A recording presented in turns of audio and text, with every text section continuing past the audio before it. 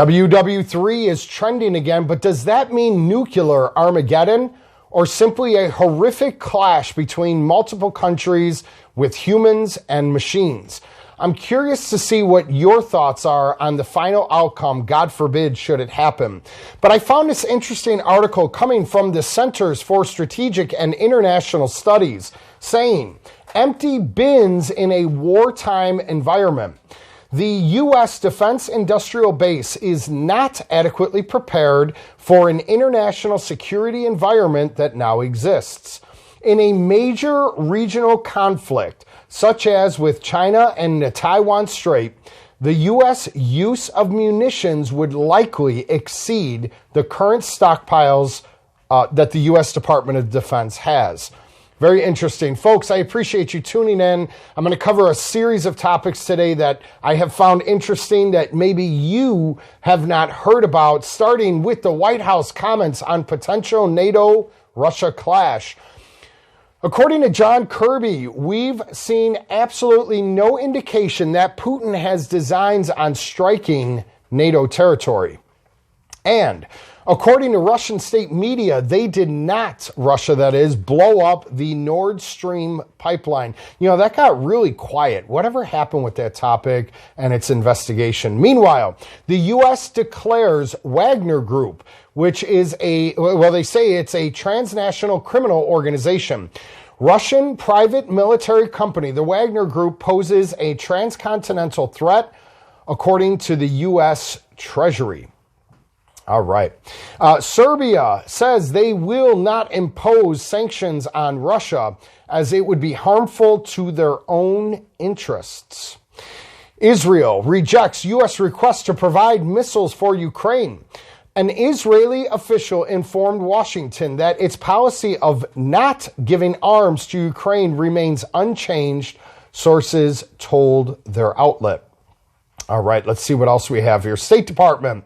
An official of the State Department with ties to Ukraine laid out the unlikely scenario to the U.S. Senate that Russia must complete in order to see sanctions relieved.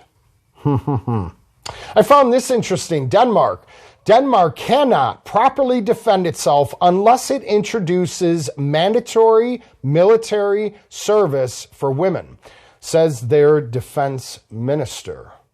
Inadequate ability to defend themselves. Weren't we just saying that earlier regarding the United States stockpile of munitions and weapon systems? All right, moving on here. Top U.S. arms maker ready to provide Kyiv with F-16s. Lockheed Martin says it could supply its planes to countries that are willing to give them free of charge to Ukraine. How about this? China and U.S. U.S. warns the U.K. of Chinese-made domestic appliances that are spying on them. Does that mean they're spying on us? I know there's a major push right now to rid the United States of that app of social media known as TikTok. There's been a lot of efforts put into that.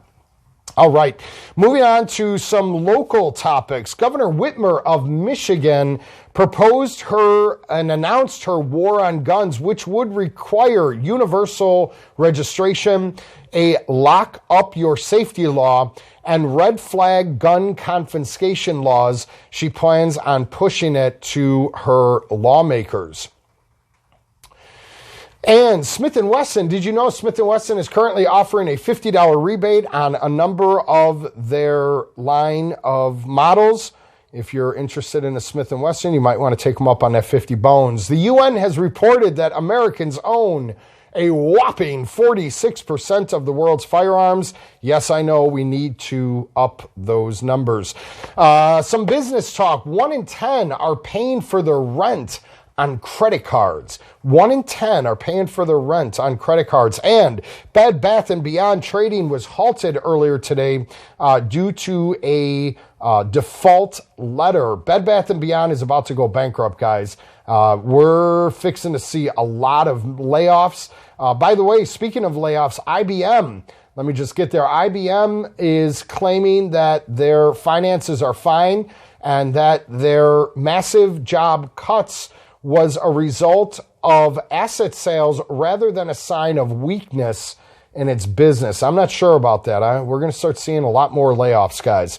So with that being said, I do appreciate you. Here was just a couple of topics wanted to tap on. I am interested in seeing what you have to say regarding WW3, all right? Many feel that we are on the brink of that happening. I'm not sure whether or not it will result in either a tactical nuke, nuclear Armageddon, or simply a conflict amongst nations where many will be injured, many will die, but not necessarily resulting in a nuclear holocaust. I'm not sure how that's going to go. Folks, I do appreciate you. As always, hit the subscribe button. Let's talk in the comments section. Let me know what topics you'd like to discuss. I'll be seeing you soon. Remain safe.